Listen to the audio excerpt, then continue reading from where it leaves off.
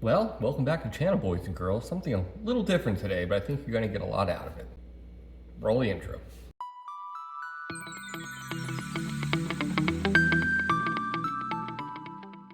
Well, welcome back to the channel, guys. Today's going to be something a little different, kind of a general vlog, if you will, about cars in general and general maintenance and some tips and tricks on how to work on cars that are going to save you a lot of time, money, and sanity, I promise you. And all 15 of these I do use myself or know and have known about this. And I thought I would share it with you guys. Drink a little White Claw tonight. It's the only thing we got in the house. I guess that's what I'm drinking tonight. Yeah, gluten-free and less carbs, right, or something? Yeah, low carbs, 100 calories. It's the same as a beer, I feel like a light beer. Anyways, getting off track. So, no particular order. I got 15 things. It's gonna, like I said, gonna save you a lot of time and energy and money and just, you know, help you out. I promise you. All right, number one, brake pads squealing. Now, yes, sometimes brake pads do squeal. It can be the type of pad you put on. They're not seated or bedded right. There's a piece of debris in there. That's in the margins. But 9 times out of 10, when your brakes start to squeal, especially if it's got 30, 40, 50,000 miles on it, depending how you drive it, there's something called a little brake pad indicator. It's called a squealer, and it's really a real thing. I'll try to have visual aids here as I do this video. Yes, it's a little piece of aluminum. It could be steel, I don't know.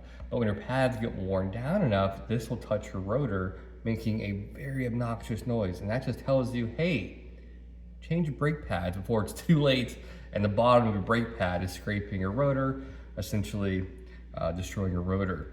So once you hear that really terrible sound, you probably got 500 miles or so before you want to change your brake pads out.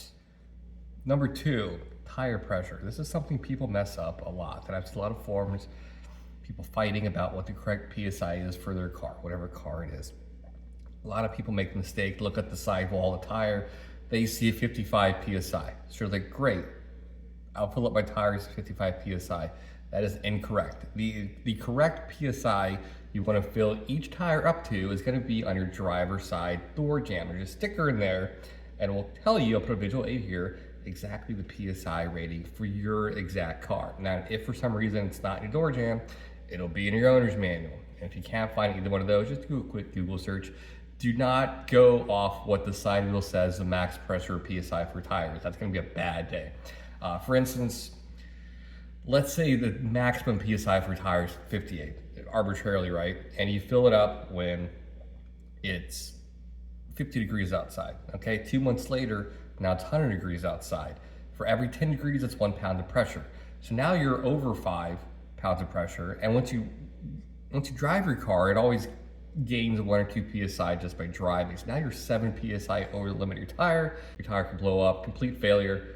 It could be a huge disaster. So make sure you're filling your tires up what the manufacturer recommends on the little sticker. Cool? Cool. All right, number 3. This is something I see often, non-car people mistaking. The little maintenance light, the little wrench on your dashboard. I call it the money light. Nothing's wrong with the car when that pops up. That's just the car manufacturer's way of telling you, hey, take this car to the dealer to get serviced. Typically it's an oil interval, maybe a cabin filter, perhaps an air filter.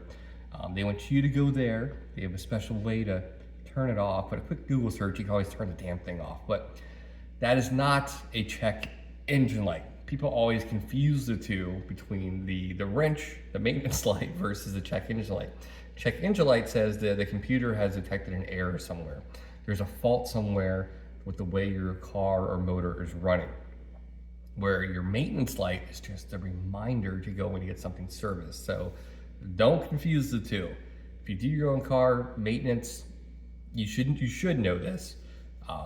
Just look what needs to be done, what interval has maybe elapsed, get that fixed, get the code or get the light turned off.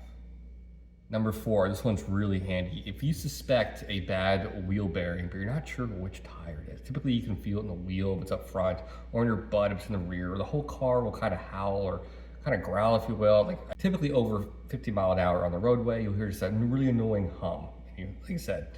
And you can kind of tell if you turn the car left or right, it's more pronounced. It'll tell you the weight transfer, which side of the car it's on. But the best way to figure out, and it's super simple, which wheel hub is failing is which wheel hub assembly is hot after you drive it. Not the rotor, not the brake assembly, but the wheel assembly. If you have a little infrared gun, you can point it at all four of the hubs. The one that's bad with the bad bearings is gonna have the most friction, it's gonna get really hot. And that'll very easily pinpoint the failed wheel hub assembly or bearing. All right, number 5, you have a check engine light and you narrowed it down to a misfire in one of your cylinders. Let's say it's a 4-cylinder engine. This is something that happens somewhat common. It's a very easy way to troubleshoot without shotgunning parts at a car. So for whatever reason, car is running bad, you get a check engine light, cylinder 2 misfire. Dang it, right? What you want to start with, 9 times out of 10, it's gonna be one of these 2 items, either a faulty spark plug and or coil pack. Could be a wire, but one of those 2. What I recommend is taking all 3 things, the wire, spark plug, and the coil pack, and swapping it with another cylinder and seeing if it follows that cylinder. Now, if the new fault codes that cylinder, you know it's one of those 3 things, and I would just get a replacement set for all 3 of those items. You're good to go. Or if you have a lot of mileage already on all those assemblies or all those pieces, just change them all out. Easy day. Don't freak out about it. That happened to me last year, actually, my Mini Cooper. And that's how I fixed it. All right, number 6, this is controversial. You don't need to put premium fuel in a car that does not need premium fuel. It's not gonna clean better, it's not gonna run better, you're not gonna get better fuel economy. The only thing you are going to do is waste money. The octane is in relation to compression, all right? And if you use high octane fuel in a car that only needs 87, the car will still run. It might not run as it should even, but yet you're not cleaning anything, you're not helping anything, you're just wasting money. That's all you're doing. And some people think maybe the premium fuel has better detergent. It doesn't. No matter the octane, they all have the identical detergents in there, whatever type of gas you're getting. And a quick fun fact on this, there's no real mid-tier gas. If you go to a gas station, you think there's 3 tanks underneath the gas station, now there's 2. So you have your 87, your 93. Whenever you try to get mid-tier, which, you know, it's an option, you're just combining those 2 tanks into one to make 89 to 91 octane. That's all I'm doing. But number 7, this is a really good way to make your weather stripping last a lot longer. Dielectric grease. You can get it at any auto parts store. Typically it's on the counter when you check out. It's a little packet. It costs about $1. Once a year on your finger, just take it, just rub it on your weather stripping, your window stripping. And that way it'll really help with the dry rot and the sun, and it'll definitely elongate the life of your weather stripping and hopefully make it last until you, trade the car, sell the car, whatever. Yeah, by doing this, you will avoid water intrusion and corrosion within your car in general. All right, number 8, you do a lot of oil changes. I do. If you're a big DIYer, here's a cool tip I saw in a reel, one of those YouTube reels like 3 or 4 years ago, and I still use it to this day. A solo cup, put it over top your oil filter to unscrew it. It'll save you a lot of time waiting for it to drip. No mess at all, and it's great. You unscrew it, all the mess is in there, put it on top of your oil collection, whatever you're using, let it drain, throw it away. Boom, done, super easy. I'll put a little video right here if I got one. Here's a little tip for you. Not to get oil everywhere.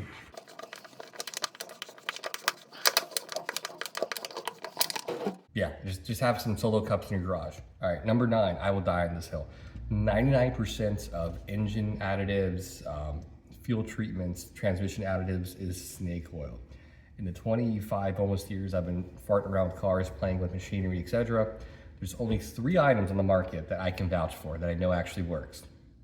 That is liquid moly for your transmission. Great stuff. Techron.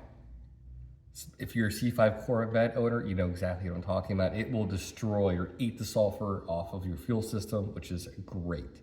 And lastly is the little can of Restore. Now this is something you use as a last ditch effort. If you're losing compression in a motor and it's on the way out, you gotta get another 5 or 10,000 miles out of the car, use a can of Restore. It actually will improve compression for a little bit. It's not a cure-all. If it's an emergency type situation where you gotta get some more miles out of a car that's on its way out, Restore will help a little bit. I promise you will. All right, number 10, If you're tackling a complete brake job, including the rotors, take the extra 30 seconds, take a little bit of anti-seize, and put it where the rotor meets the hub. Not a lot, just enough to coat the surface, and that'll save your future self or future owner so much frustration. And if you start doing your next brake job, you're not banging on the damn rotor with a dead blow, which turns into a freaking sledgehammer. It's so nice to get that last lug off, and or the brake bracket off, and it just comes right off. It'll save yourself a lot of time, trust me.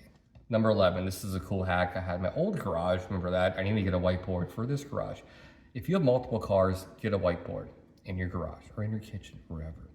And write everything you're gonna need for oil change for that car. For instance, the type of oil, the capacity of oil filter type, and drain plug size. That way, it's a quick reference. If you're gonna do an oil change that day, boom, look at that, go to the store, get what you need. It'll save you a good 20 minutes of farting around trying to figure out what you need under the car. God damn it, what fucking size do I need the drain plug? You already know.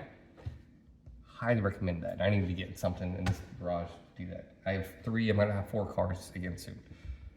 All right, number 12, this is a must-have, especially if you do a lot of work on hoses, and not just car hoses. Even actually found this useful in a dryer hose recently.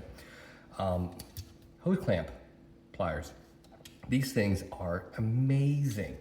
It's got a little ratchet deal. So how it works is this little guy right there, you open it up, you put it on where the hose clamp is for a hose, and then you put the little, the side with the tab just goes in there, the hose on the other side, and it locks itself in place. You can move the hose however you need, and to undo it, hit the little ratchet button right there, open it back up. This will save me so much of a headache.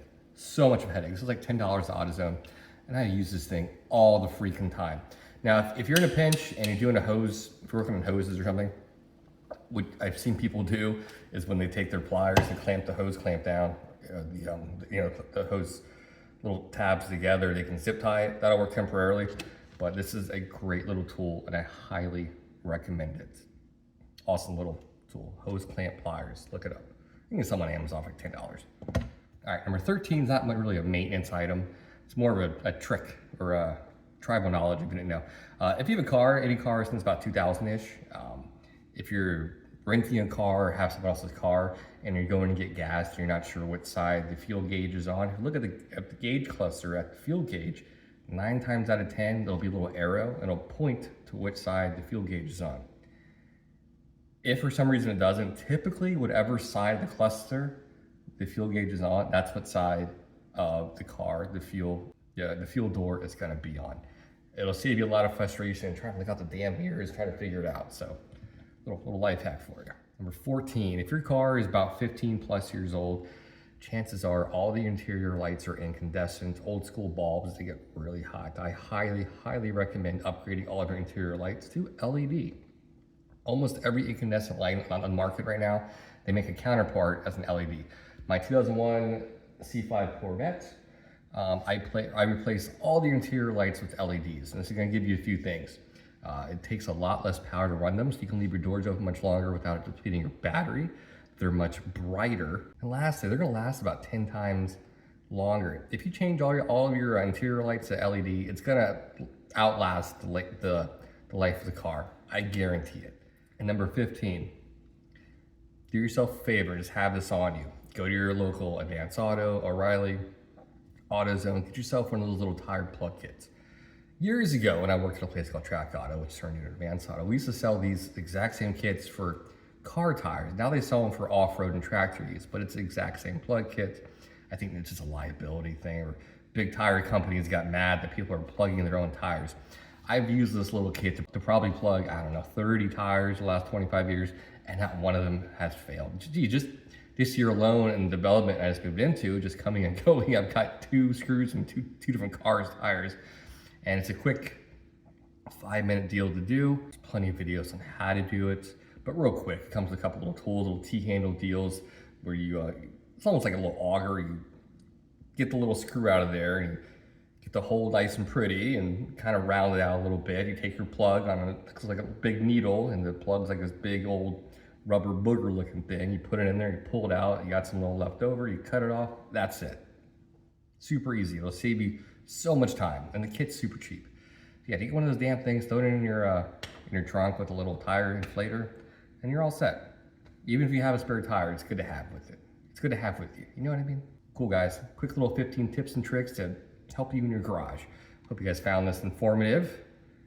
I know if I didn't know these, I would love to know these. So if you guys like this kind of stuff, please let me know. I'll do more stuff like this. That's not exactly Corvette specific, but car specific. So cool, guys. I'm gonna go relax. I'm tired. It's been a week, man. It's only Wednesday. It's been a week. So in any case, I'll catch you guys next video. We'll be doing some more work on the C5Z. Never ends, but it's all fun. All right, guys, take care. Mark out.